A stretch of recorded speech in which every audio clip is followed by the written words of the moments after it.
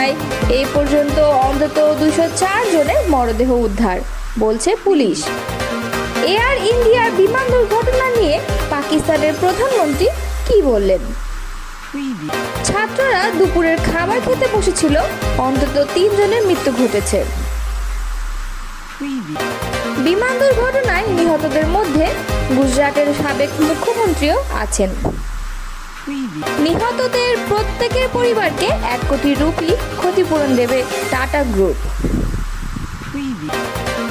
Air India বিমানের এক British যাত্রী জীবিত উদ্ধার। ভারতে বিমান দুর্ঘটনায় প্রধান উপদেষ্টার শোক প্রকাশ। এতক্ষণ শুনছিলেন সংবাদ শিরোনাম, এবারে বিস্তারিত। ভারতে বিমান দুর্ঘটনায় এ পর্যন্ত অন্তত 204 জনের মরদেহ উদ্ধার, বলছে পুলিশ। আহমেদাবাদে এয়ার ইন্ডিয়ার বিমান দুর্ঘটনাস্থল থেকে 204 জনের মরদেহ উদ্ধার করা হয়েছে বলে জানিয়েছেন আহমেদাবাদের পুলিশ প্রধান জিএস মালিক। 41 জন হাসপাতালে চিকিৎসাধীন থাকার তথ্যও জানিয়েছেন তিনি। অন্যদিকে এয়ার ইন্ডিয়ার বিধ্বস্ত এই বিমানটির এক ব্রিটিশ যাত্রী জীবিত রয়েছেন বলে নিশ্চিত করেছে পুলিশ। সর্বশেষ খবর জানতে আমাদের সঙ্গেই থাকুন। আহমেদাবাদের বিমান দুর্ঘটনায় পাকিস্তানের প্রধানমন্ত্রী শাহবাজ শরীফ দুঃখ প্রকাশ করেছেন। তার এক্স হ্যান্ডেলে তিনি লিখেছেন, আজ আহমেদাবাদে এয়ার ইন্ডিয়ার বিমান ভেঙে পড়ার ঘটনায় আমি বিষণ্ণ। আহত নিহতদের পরিবারগুলো যখন তাদের এই অপূরণীয় ক্ষতির জন্য শোক পালন করছে, আমরাও আমাদের তরফ থেকে তাদের সমবেদনা জানাচ্ছি, লিখেছেন মিস্টার শরীফ। এক্স হ্যান্ডেলে তিনি লিখেছেন, এই হৃদয় বিদারক দুর্ঘটনার প্রভাব যাদের উপর পড়েছে তাদের জন্য আমাদের প্রার্থনা রইল। আহমেদাবাদের যে ভবনটিতে এয়ার ইন্ডিয়ার বিমানটি ভেঙে পড়ে সেটি মেডিকেল ছাত্রদের হোস্টেল। বিজে মেডিকেল কলেজের ছাত্রদের ওই হোস্টেলের ডিন মীনাক্ষী পারেখ বিবিসিকে বলেছেন, হোস্টেলের খাবার ঘরে প্রথম ধাক্কা মারে, তারপর হোস্টেলের আরেকটি ভবনে গিয়ে পড়ে। সেই সময় অনেক ছাত্রই খাবার ঘরে দুপুরের খাবার খেতে বসেছিলেন। ডক্টর পারেখের কথায় বেশিরভাগ ছাত্রই পালিয়ে যেতে পেরেছিল, কিন্তু ভবনটিতে আগুন ধরে যায়। প্রচুর ধোঁয়া বের হচ্ছিল। অন্তত 10-12 জন ছাত্র আটকে পড়ে।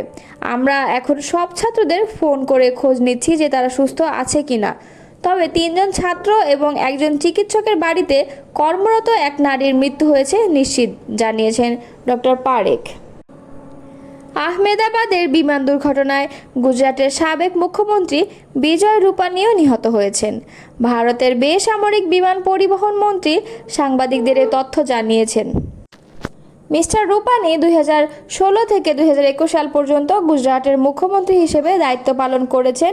68 বছর বয়সী এই রাজনীতিবিদ ক্ষমতাসীন দল বিজেপির একজন সদস্য ছিলেন। আহমেদাবাদে এয়ার ইন্ডিয়ার বিমান দুর্ঘটনাস্থল থেকে 204 জনের মরদেহ উদ্ধার করা হয়েছে বলে জানিয়েছেন আহমেদাবাদের পুলিশ প্রধান জিএস মালিক। তবে তারা সবাই বিমানের যাত্রী নাকি তাদের কেউ কেউ ঘটনাস্থলে অবস্থান করছিলেন তা নিশ্চিত হওয়া যায়নি। 41 জন হাসপাতালে চিকিৎসাধীন থাকার তথ্যও জানিয়েছেন তিনি। তবে আশ্চর্যজনকভাবে বিমানের এক যাত্রীকে জীবিত পাওয়া গেছে। ওই ব্যক্তি এখন হাসপাতালে চিকিৎসাধীন। পুলিশ কমিশনার বলেছেন, বিশ্বসিয়াস কুমার রমেশ নামে ওই ব্রিটিশ নাগরিক বিমানটির 11A নম্বর আসনে বসেছিলেন। এদিকে মৃতদেহগুলো শনাক্ত করার প্রক্রিয়াও চালু হয়েছে আহমেদাবাদে। গুজরাট স্বাস্থ্য দপ্তরের প্রধান সচিব ধনঞ্জয় দ্বিবেদী জানিয়েছেন, যেসব যাত্রীর দেহ শনাক্ত করার অবস্থায় নেই তাদের সঙ্গে রক্তের সম্পর্ক আছে এমন আত্মীয় অর্থাৎ বাবা মা অথবা সন্তানের ডিএনএ সংগ্রহ করা হবে সিভিল হাসপাতালে। বিমান দুর্ঘটনায় নিহত প্রত্যেক যাত্রীর পরিবারকে 1 কোটি রুপি করে ক্ষতিপূরণ দেওয়ার কথা জানিয়েছেন এয়ার ইন্ডিয়ার মালিক প্রতিষ্ঠান টাটা গ্রুপ। আহতদের চিকিৎসার খরচও বহন করবেন প্রতিষ্ঠানটি। এছাড়া বিমান আছড়ে পড়ায় ক্ষতিগ্রস্ত মেডিকেল হোস্টেল পুনর্নির্মাণে সহায়তা করবে তারা। সামাজিক মাধ্যম এক্সে এক পোস্টে টাটা গ্রুপের পক্ষ থেকে বলা হয়েছে, আমরা কতটা শোকাহত তা ভাষায় প্রকাশ করা সম্ভব নয়। আহমেদাবাদে ভেঙে পড়া এয়ার ইন্ডিয়ার বিমানটি এক ব্রিটিশ যাত্রী জীবিত রয়েছেন বলে নিশ্চিত করেছে পুলিশ। আহমেদাবাদের পুলিশ কমিশনার জিএস মালিক সংবাদ সংস্থা এনআইকে বলেছেন, 11A নম্বর আসনে বসেছিলেন ওই যাত্রী এবং তিনি জীবিত আছেন। মিস্টার মালিক এও জানিয়েছেন যে ওই যাত্রী এখন হাসপাতালে, তার চিকিৎসা চলছে। বিমানের যাত্রীর যে তালিকা কর্তৃপক্ষ প্রকাশ করেছে তা থেকে জানা যাচ্ছে ওই ব্যক্তির নাম বিশ্বয়াস কুমার রমেশ এবং তিনি ব্রিটিশ নাগরিক। ভারতীয় গণমাধ্যমগুলো বলছে তারা হাসপাতালে মিস্টার রমেশের সঙ্গে কথা বলেছে। তিনি সাংবাদিকদের নিজের প্লেনের বোর্ডিং পাসও দেখিয়েছেন, সেখানে তার নাম রয়েছে এবং আসন সংখ্যা উল্লেখ করা আছে 11A বলে। ভারতীয় গণমাধ্যমগুলো তার বক্তব্য দেখাচ্ছে যেখানে তিনি বলেছেন আকাশে ওড়ার 30 সেকেন্ডের মধ্যেই ভীষণ জোরে আওয়াজ হয় আর বিমানটি ভেঙে পড়ে। সব কিছু খুব কম সময়ের মধ্যেই ঘটে যায়। ভারতে বিমান দুর্ঘটনার তদন্তে সহায়তা করতে আসছে যুক্তরাষ্ট্রের একটি তদন্ত দল। ভারতের জাতীয় পরিবহন নিরাপত্তা বোর্ডে এই তথ্য জানিয়েছে। এছাড়া ব্রিটিশ দলকেও তদন্তে পাঠানো হচ্ছে বলে জানিয়েছে যুক্তরাজ্যের বিমান দুর্ঘটনা তদন্ত সংস্থা। আহমেদাবাদের বিমান দুর্ঘটনায় শোক প্রকাশ করেছেন ইউক্রেনের প্রেসিডেন্ট। তিনি সামাজিক যোগাযোগ মাধ্যম এক্সে লিখেছেন, এটি ভয়াবহ খবর। এই দুঃখজনক দিনে প্রধানমন্ত্রী নরেন্দ্র মোদী এবং সমগ্র ভারতের প্রতি গভীর সমবেদনা জানাচ্ছি। ভারত, যুক্তরাজ্য, পর্তুগাল এবং কানাডার সমস্ত নিহত এবং তাদের প্রিয়জনের প্রতি আমার সমবেদনা। এই কষ্টকর ও মর্মান্তিক সময়ে আপনাদের সঙ্গে আছি। যত বেশি সম্ভব প্রাণ রক্ষা পাক এবং আহতরা দ্রুত সুস্থ হয়ে উঠুক, এই প্রার্থনাই করি।